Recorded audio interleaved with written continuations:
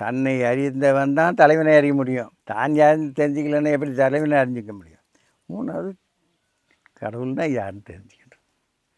முதல் கடமை ஆசான் அதாவது மெய்க்குரு பிரானை பிடிக்கிறது தான் முதல் கடமை.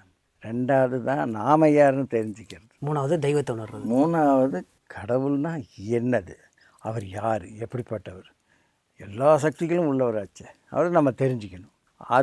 இது நம்மளுக்கு தெரிஞ்சிக்க வேண்டிய ஒன்றும் கடமைன்னு இருக்குதுன்னு சொன்னேன் இல்லையா? அது கடமைன்றது நாம் ஒவ்வொன்றா 3 கடமைகள் இருக்குது. இப்படி நிறைய கடமைகள் இருக்குது. இது நம்மளை பற்றி சொல்லிக்கிட்டு வந்தது. நாம் யாருன்னு முதல்ல தெரிஞ்சுக்கணுமா இல்லையா? அதுக்கப்புறம் தான் நான் அடுத்ததை பார்க்க முடியும். நாம் யாருன்னு சொல்லுங்கள். இந்த உடம்பு நீங்கள் அப்படின்னு சொல்கிறீங்க.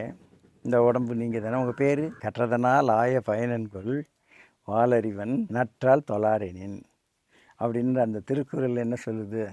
வாளறி நற்றாலை தொழாமல் எதுவும் பிரயோஜனம் இல்லை அப்படிங்க. அப்போது அது நம்ம கடவுள்னால் யாருன்னு தெரிஞ்சுக்கிறது. முதல்ல நம்ம யாருன்னு தெரிஞ்சால் தானே